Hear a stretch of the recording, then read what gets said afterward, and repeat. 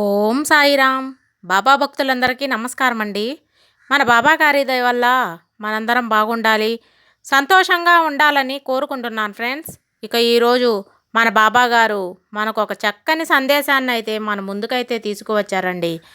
ఆ సందేశం ఏమిటో మన బాబా గారి మాటల్లోనే విందామా? బిడ్డా, నువ్వు బాగా ఇతరులచే దెబ్బతిని ఎంతగానో కోలుకొని అందుకైన నష్టాన్ని నువ్వు రుచి చూస్తున్నావు కాబట్టి దెబ్బతిన్న నీకు మాత్రమే ఆ యొక్క కష్టం విలువ తెలుసు. ఒక్కసారి దెబ్బతింటేనే తెలుస్తుంది నీలో ఎంత ధైర్యం ఉందో. నిన్ను వీళ్ళు ఇలా అవమానించారు, నన్ను ఇలా దెబ్బ కొట్టారు అని బాధపడకుండా నీలో ఎంత ధైర్యం ఉంది అని తెలపడానికే భగవంతుడు నీకు ఒక ఇలాంటి అవకాశం ఇచ్చాడు, ఇలాంటి పరిస్థితి కల్పించాడు అనుకోవచ్చు కదా. ఇతరుల గురించి తెలుస్తుంది, అలాగే ఇతరులతో ఎలా ఉండాలో కూడా తెలుస్తుంది. నీలో ఉన్న ధైర్యాన్ని బయటకు పెడుతుంది. నీలో ఎంత ధైర్యం ఉందో నీకే తెలుస్తుంది. ఒక్కసారి తప్పు చేస్తేనే తెలుస్తుంది నీవు ఇంకా నేర్చుకోవాలని, అది ఎంత నేర్చుకోవాలి అనేది నీకు అప్పుడు అవగాహన అవుతుంది. తప్పు చేస్తే బాధపడకూడదు, ఆ తప్పుని ఎలా సరిదిద్దుకోవాలి అనే ఒక ఆలోచన నీకు ఉండాలి. ఒక తప్పు చేసినప్పుడు ఆ తప్పు ఎక్కడ ఎందుకు జరిగింది, నేను ఎందుకు చేశాను, ఏ పరిస్థితుల్లో చేశాను, ఈ చేసినందువల్ల ఎవరికైనా నష్టం కలిగిందా లేదా నాకేదైనా లాభం కలిగిందా, అసలు తప్పు ఎందుకు జరిగింది, ఇలా పలు రకాలుగా నిన్ను నువ్వు ప్రశ్నించుకోవాలి. అలా ప్రశ్నించుకున్నప్పుడే ఆ తప్పుని నువ్వు సరిదిద్దుకోగలవు. సరిచేస్తున్న తప్పు వల్ల నీ జీవితమే ఒక అద్భుతమైన మార్పు కలుగుతుంది. నీవు ఇంకా నేర్చుకోవాలని తపన, అలాగే ఆతృత నీకు ఉంటుంది. అలాగే ఒక్కసారి ఓడావే అనుకో, ఎలా గెలవాలో నీకు ఓడిన పాఠం నేర్పుతుంది. ఎక్కడ ఓడినా ఆ యొక్క పరిస్థితి ఇంకా మళ్ళీ రాకూడదు అని సరిదిద్దుకునే తెలుస్తుంది. మళ్ళీ ఎలా గెలవాలో అని నీలో ఒక పంతం పెడుతుంది. ఆ పంతం వల్ల తప్పకుండా నీకు గెలుపు అనేది వర్తిస్తుంది. అలా కాకుండా ఓడిపోయిన వెంటనే దిగులు పడిపోయినావనుకో, ఇక నీకు గెలుపు ఎలా రుచి వస్తుందో చెప్పు. ఆ గెలుపుని నువ్వు రుచి చూడాలి అంటే ఓడిన దగ్గరే లేచి నిల్చొని ఓడిన దగ్గరే గెలిచి చూపించు. మాటల్లో కాదు, నీ పనితనంలో, నీ కృషిలో, నీ పట్టుదలలో, నీ శ్రమలో శ్రమించు, ఫలితం ఆశించు. అంతేగాని ఏమీ చేయకుండా బాధపడుతూ కూర్చుంటే గెలుపు నీకు రాదు బిడ్డ. జీవితంలో ఏం చేయాలో అనేది, ఏం చెయ్యొద్దో అనేది మనకు ఒక రామాయణం, ఒక మహాభారతం మనకు తెలిపాయి. అలాగే జీవితం ఎలా జీవించాలో ఒక అద్భుత భగవద్గీత తెలిపింది. ఇవన్నీ కూడా మనకు నేర్పే ఒక పాఠాలు, ఒక పురాణ గాథలు. ఆ గాథల్ని విను, అందులో ఎలా ఉండాలో నేర్చుకో. నువ్వు భగవంతునికి పూజలు చేస్తూ ఉంటావు, ఆ పూజకు ప్రతిఫలం ఇచ్చిన దేవుడు నువ్వు చేసిన పాపాలకు కూడా ప్రతిఫలాన్ని ఇస్తాడు కదా. కాబట్టి ఏం చేయాలి? పాపాలు చేయకూడదు, తప్పుడు పనులు చేయకూడదు, అబద్ధాలు చెప్పకూడదు, అలాగే అధర్మాన్ని పాటించకూడదు, ధర్మం వైపే అడుగు వేయాలి.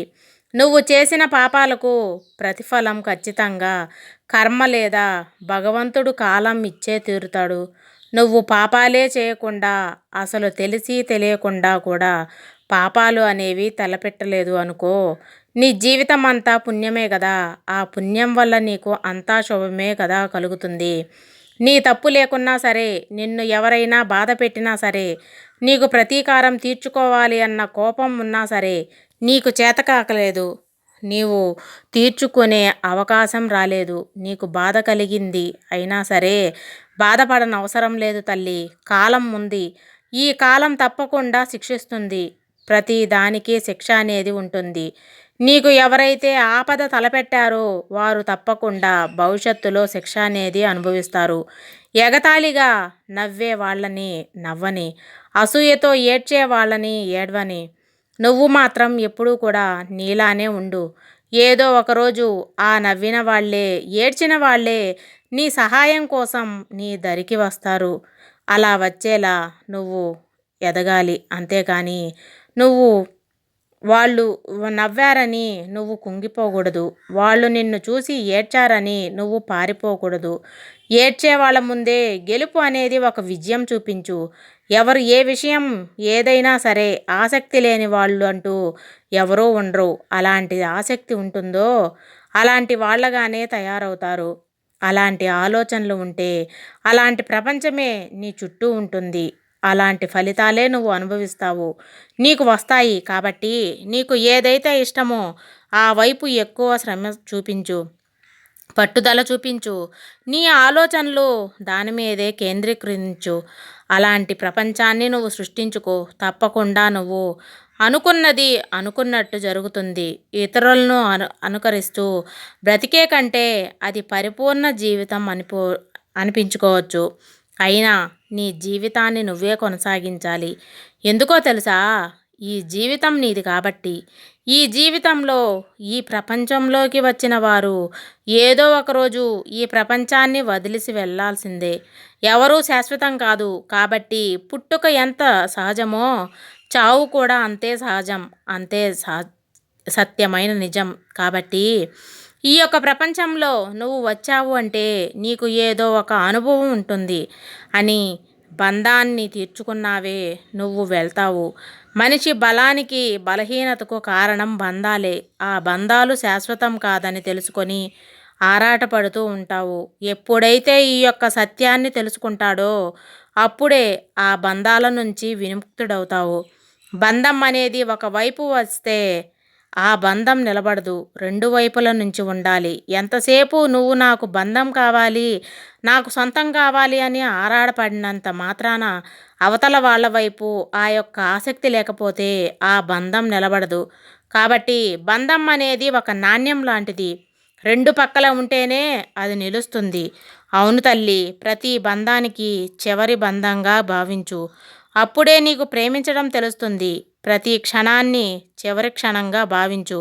అప్పుడే నీకు ప్రేమ విలువ, మనిషి విలువ, కాలం విలువ ఏమిటో తెలుస్తుంది. ప్రతి క్షణాన్ని నువ్వు ఆస్వాదిస్తూ జీవించు. అప్పుడే నీకు జీవితం సంతోషం అనేది ఏమిటో అర్థమవుతుంది. నీతి కోసం బ్రతుకు. నిజాయితీ నిన్ను బ్రతికిస్తుంది బిడ్డ. నీతిని నమ్ముకున్న వాళ్ళు చెడిపోయినట్టు చరిత్రలోనే లేదు. నిజాయితీగా ఉన్నవాళ్ళు ప్రస్తుతం కొంచెం బాధపడుతూ ఉండొచ్చు, కానీ ఆ నిజమే నిన్ను బ్రతికిస్తుంది. సత్యం కోసం ఎప్పుడైతే పోరాడావో ధర్మం నిన్ను బ్రతికిస్తుంది. మంచి కోసం బ్రతికే వాళ్లకు మానవత్వం బ్రతికిస్తుంది. కాబట్టి జీవితం అన్నాక మంచి, మానవత్వం ఇవన్నీ ఉండాలి. ఎప్పుడూ కూడా కలలో కూడా మనం ఇతరులకి చెడు అనేది తలపెట్టకూడదు. మంచి చేయకపోయినా పర్వాలేదు, ఇతరులకి సాయం చేయకపోయినా పర్వాలేదు, కానీ తలచి ఎప్పుడూ చెడు మాత్రం తలవకూడదు. పరిస్థితులను బట్టి వదులుకోవడం కూడా అలవాటు చేసుకుంటేనే అది జీవితం అవుతుంది. అది ఒక్కొక్కసారి వస్తువులు కావచ్చు, మరొకసారి మనుషులు కావచ్చు, బంధాలనైనా కావచ్చు. నిన్ను నియంత్రణగా ఉండేటప్పుడు నిన్ను ఏ కర్మఫలం అంటదు. ఇది తెలుసుకున్నవాడు నీ పాపాలన్నీ తామరాకుపై నీటి బిందువు వాలే జారిపోతాయి. ఏ కర్మఫలం అంటదు తల్లి. కాబట్టి నువ్వు ఉండేది ఈ క్షణం మాత్రమే. ఈ క్షణం నీది. ఒక నిజంలో బ్రతుకుతూ ఏదైనా ఒక ముగిసిపోయింది అనుకున్నప్పుడు కూడా ఆశను వదులుకోకు. ఎందుకో తెలుసా? భగవంతుడు చివరి నిమిషంలో కూడా అద్భుతాలను సృష్టిస్తారు. అందులకు అద్భుతాలుగా సృష్టించిన భగవంతుడు నీ జీవితం అద్భుతంగా ఎందుకు మార్చలేడు చెప్పు? ఈ సాయిని ఆరాధిస్తున్నావు కదా, తప్పకుండా నీకు అద్భుతాన్ని చూపిస్తాను. నీ బాబా ఆశీర్వాదం నీకు తప్పకుండా ఉంటుంది. సర్వేజన సుఖినో భవంతు. జై సాయిరాం.